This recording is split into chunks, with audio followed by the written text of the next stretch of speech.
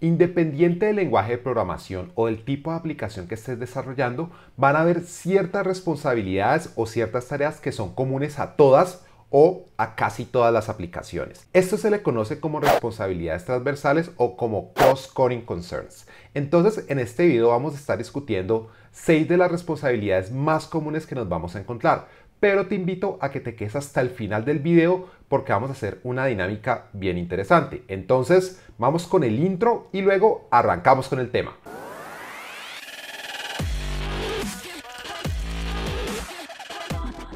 Hola geeks, mi nombre es Manuel Zapata y en este canal hablamos de arquitectura de software y buenas prácticas de programación. Si es la primera vez que te pasas por aquí, te recomiendo muchísimo que te suscribas. Ahora bien, para entender este tema de responsabilidades transversales, primero debemos empezar por entender qué son las responsabilidades centrales.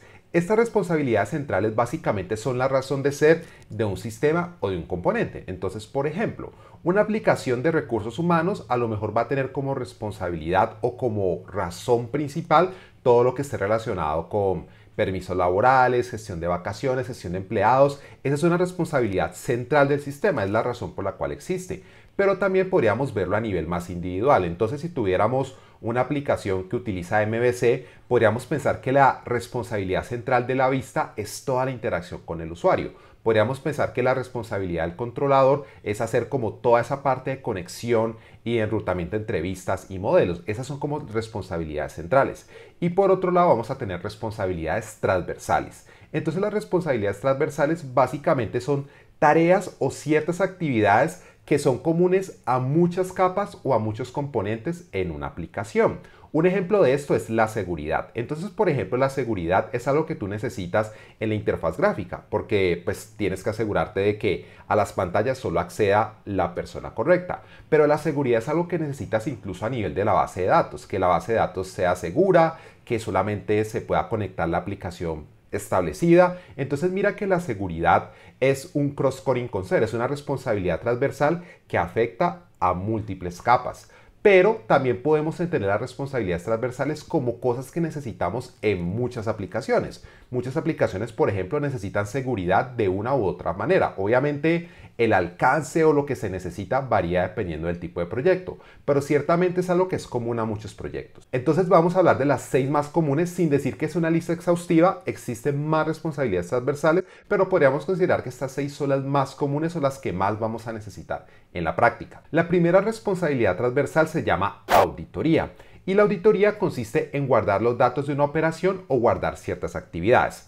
Para ponerte un ejemplo sencillo, tienes una persona que está manipulando un software y lo que hace es que toma un usuario de la aplicación y le cambia el estado de activo a inactivo. Entonces, cuando eso ocurre, nosotros guardamos cierta información, guardamos la fecha y la hora en la cual se hizo, guardamos qué persona lo hizo y guardamos también, o podríamos guardar el valor anterior y el valor actual. Entonces, en la auditoría quedaría que para ese usuario se cambió el estado de activo a inactivo y eso lo vamos a guardar en algún lado. Esto porque es importante, en algunos casos lo hacemos por temas de regulación, en algunos casos lo hacemos para resolver disputas. Entonces, por ejemplo, un usuario puede llegar y decirte, oye, no, es que yo nunca cambié mi estado de cuenta, yo nunca cambié la suscripción del plan. Entonces, ¿qué haces tú? Te vas a la auditoría, te vas a los registros de auditoría y dices, oiga, no, señor usuario, es que tal día, tal hora, usted hizo esta operación y aquí quedó guardado. Entonces, para resolver disputas es muy útil, pero también te puede ayudar a resolver errores. Entonces, cuando tienes algún problema en la aplicación y no sabes por dónde puede estar viniendo, puedes mirar esos registros de auditoría y ver cuáles fueron los cambios que se efectuaron. Eso te puede dar alguna pista para resolver el problema. Y por otro lado, la auditoría también te puede servir a manera de registrar actividades que ocurren en la aplicación. Entonces, tal usuario se logueó, pasó por tales pantallas, hizo esto, hizo lo otro. Obviamente aquí tiene que estar amarrado también a una política de privacidad y que se usen los datos de la forma correcta, pero la auditoría es poder tener esos registros para luego darle un uso posterior a los datos o sencillamente para tenerlos almacenados en caso de que eventualmente se necesiten. La segunda responsabilidad, y una de mis favoritas, se llama caché. Y el caché es una forma muy interesante de mejorar el rendimiento de una aplicación porque lo que hace es que te permite acceder mucho más rápido a unos datos. Te pongo un ejemplo sencillo.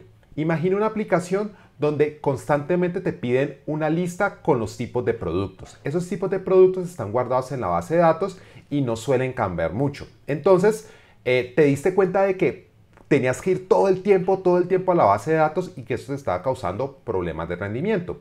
Entonces, una implementación muy básica, muy sencilla de un caché es decir, oiga, pues en vez de yo ir a la base de datos todo el tiempo, lo que hago es que voy la primera vez, pero en esa primera vez voy a guardar en memoria una colección con esos tipos de productos, de forma tal que si me la vuelven a pedir, ya tengo los datos ahí listos y no tengo que ir a la base de datos. Esa es una implementación muy básica de un caché, pero espero que con eso me entiendas la idea. ¿Qué pasa entonces con el caché? Que esto puede tener muchas formas y muchas variantes. Tú puedes hacer caché del lado del cliente, puedes hacer caché del lado del servidor y puedes tener implementaciones tan básicas o tan sofisticadas como quieras. Una es la que te acabo de mostrar, tener objetos y variables en la memoria. La otra es utilizar librerías. Hay librerías que también te permiten en memoria poder guardar información, pero te facilita muchísimo el trabajo. Y otra forma mucho más avanzada es tener sistemas enteros de caché. Hay aplicaciones como Redis que ya son aplicaciones mucho más robustas que te permiten hacer cosas como caché distribuido. Eso es algo bien interesante. Y por otro lado, existe un tema en el caché bien importante y es saber cuándo invalidarlo. De hecho, dicen que una de las cosas más difíciles en desarrollo es saber cuándo invalidar el caché. Ese es otro tema bien interesante, pero el mundo del caché de verdad es un mundo muy grande y hay mucho que discutir ahí. La tercera responsabilidad transversal se llama administración de la configuración. Y eso se trata básicamente de definir qué cosas van a ser configurables en mi aplicación, es decir, que no van a estar quemadas en el código fuente. Ejemplos de cosas de este tipo. Por ejemplo, información para conectarse a la base de datos, el connection string que llaman. Por ejemplo, si tú tienes la aplicación de producción, quieres conectarte a la base de datos de producción. Si te quieres conectar a la de pruebas, te conectas a la base de datos de pruebas. Entonces, eso es algo que tienes que considerar en la configuración. Otro ejemplo de esto sería, por ejemplo, la llave para conectarte a un API. Digamos que te conectas al API de Twitter o al API de YouTube. Esa llave la vas a querer también poder configurar porque en algún momento dado va a poder cambiar, va a poder ser distinta, puede ser por ejemplo diferente entre los ambientes. Entonces para pruebas tienes una muy pequeña que usas muy poco, pero para producción tienes una con más capacidad. Entonces eso también es importante que sea configurable. Otro ejemplo de esto puede ser por ejemplo la ruta a un servidor donde subes unos archivos. Para pruebas vas a tener una, para producción vas a tener otra, o incluso dependiendo de algunos casos puede variar la que utilices. Entonces, de eso se trata de la configuración, de definir qué puedo configurar y cómo voy a guardar esa configuración. Algo muy importante con este tema es que la configuración esté separada del código fuente de la aplicación. ¿Por qué? Porque básicamente eso garantiza que tú puedas cambiar muy fácilmente la configuración. Si tú tienes la aplicación corriendo en producción y a lo mejor tú tienes que cambiar una URL, pues esa URL la cambias en la configuración y la aplicación la toma. Pero si la tienes quemada en el código, vas a tener que subir la aplicación solamente porque cambió una cadena. Y de alguna forma eso como que no se justifica del todo. Entonces es muy importante poder separar la configuración del código. Ahora bien, ¿qué opciones tienes para poder guardar la configuración? Una opción, por ejemplo, es utilizar variables de entorno, es una opción que se utiliza bastante. La otra opción podría ser utilizar la misma base de datos que tenga las configuraciones. Y otra opción podría ser usar archivos. Los archivos también se utilizan en este caso. Entonces, ahí tienes varias alternativas para poder hacer esto. Entonces, ese es otro aspecto bien importante y lo consideramos transversal porque hay configuraciones que vas a necesitar en la interfaz gráfica, otras que vas a necesitar en la lógica de negocio, u otras que podrás necesitar, por ejemplo, en la capa de acceso a datos. La cuarta responsabilidad que vamos a ver aquí se llama manejo de excepciones. Y una excepción es básicamente un evento que ocurre en nuestra aplicación que altera el flujo normal de ejecución. La aplicación viene ejecutándose en cierta secuencia y algo malo o algo erróneo ocurre. Eso es básicamente una excepción y pues dependiendo del lenguaje hay distintas formas de manejarlos, de solucionarlo. Entonces la pregunta aquí es ¿cómo las vamos a manejar? ¿Qué hacemos cuando una excepción ocurre? ¿La vamos a registrar por ejemplo en un log? ¿La vamos a registrar en un archivo? ¿Cómo la vamos a manejar de cara al usuario? ¿Vamos a mostrarle esa excepción al usuario? Yo he visto sistemas donde literalmente muestran la excepción en alertas o en ventanitas o sencillamente le vamos a mostrar un mensaje más amigable. Y mira que eso también es una responsabilidad transversal porque las excepciones pueden ocurrir en cualquier parte de la aplicación, en la interfaz, en la lógica de negocio, en el backend, en el frontend. Siempre estamos expuestos a que ocurran excepciones. Entonces la idea es definir cómo la vamos a manejar y hacerlo de forma consistente. De eso trata el manejo de excepciones. La siguiente responsabilidad que queremos hablar se llama los logs. Y los logs básicamente son unos registros que vamos llevando en la medida en que la aplicación se ejecuta. Esto no es exactamente lo mismo que la auditoría, porque los logs no necesariamente están auditando un proceso, sino que son un registro que vamos dejando.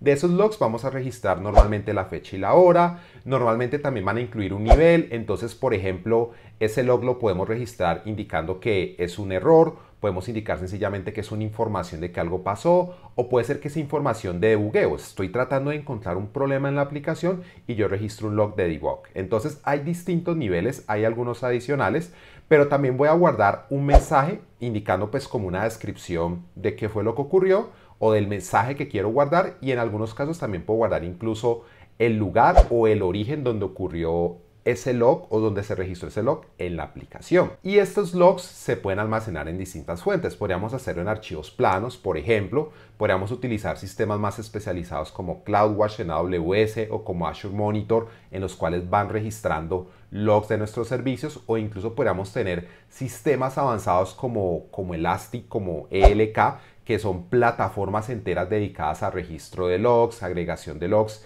y todo un montón de funcionalidades que se pueden construir alrededor de esto. La última responsabilidad que quería revisar contigo el día de hoy es la seguridad. Ya la habíamos mencionado al comienzo del video, y la seguridad es un tema enorme. No por nada existen formaciones, existen profesionales dedicados enteramente a todo este tema de seguridad de la información, pero obviamente aquí tenemos cosas como toda la parte de autenticación, temas de autorización, y yo creo que es relativamente claro porque eso es una responsabilidad transversal. En la interfaz necesitas seguridad, en la interfaz gráfica, a nivel de base de datos la necesitas, en la lógica de negocio también. Si estás haciendo una API REST, esa API REST también debería tener seguridad. Entonces claramente es una responsabilidad transversal y es un tema muy amplio del cual hablar. Algunos aspectos entonces a tener en cuenta con este tema de las responsabilidades transversales. Algo muy importante es que debemos hacerlo de forma consistente. Como manejamos una responsabilidad en una capa, en un componente, así deberíamos hacerlo en otro. Otro aspecto importante, no debería estar duplicada, es decir, que hagamos toda la gestión de logs en un lado y todo ese código lo repliquemos exactamente igual en el otro. Lo ideal es que esté centralizada, sobre todo por un aspecto de separación de responsabilidades. De hecho, por aquí tengo un video viejito sobre separación de responsabilidades, pero que sigue siendo muy relevante. Y el otro aspecto muy importante es que no mezcles responsabilidades. Es decir, en medio de la lógica de negocio no vayas a mezclar, por ejemplo, toda la parte de seguridad. Es mejor tenerla separada. No vayas a mezclar, por ejemplo, toda la interfaz gráfica y toda la gestión de componentes visuales y todo eso con alguna otra responsabilidad transversal. Entonces es muy importante separar, no mezclar responsabilidades transversales con responsabilidades centrales, pero tampoco mezclar responsabilidades transversales entre sí. Tenerlas bien separadas, bien organizadas para disminuir la complejidad y para hacer el código mucho más fácil de mantener. Y entonces esto nos lleva a otra pregunta. ¿Cómo las implemento? Para implementarlas básicamente tienes tres opciones. La primera, inyección de dependencias. De nuevo, video por aquí en el canal donde hablamos sobre ese tema. Bien interesante, uno de los videos que más ha gustado. La segunda forma en que lo podemos hacer se llama programación orientada a aspectos. Este es un concepto que hoy en día ya no suena tanto, pero recuerdo que hace unos 10 años, a partir de la fecha en que se grabó este video, era un tema que estaba muy fuerte.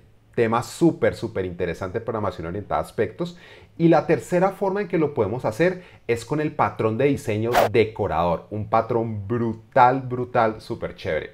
Entonces aquí es donde viene la dinámica bien interesante. Lo primero es que si el video te gustó, dale like, y lo que vamos a hacer es que cuando el video llegue a 500 likes vamos a publicar dos videos. El primero va a ser sobre el patrón de diseño decorador enfocado a este tema de responsabilidades transversales. Y el segundo video va a ser hablando más en profundidad sobre uno de los aspectos que acabo de mencionar aquí. ¿Cuál aspecto o cuál responsabilidad vamos a mencionar? Básicamente la que tú elijas en los comentarios. Déjame un comentario con la responsabilidad que quieres que tratemos en el siguiente video, y la responsabilidad que más comentarios a favor tenga es la que hacemos en un siguiente video. Entonces recuerda, si te gustó, dale like al video. A los 500 likes liberamos esos dos videos, y déjame un comentario con la responsabilidad en la cual quieres profundizar. Entonces de verdad espero que este video haya sido de tu interés. Como ya te dije, no olvides darle like, suscribirte al canal y darle a la campanita para que YouTube te pueda avisar cuando publiquemos nuevo contenido. De verdad que espero que hayas aprendido algo nuevo hoy. Nos vemos en un próximo video del canal. Hasta pronto.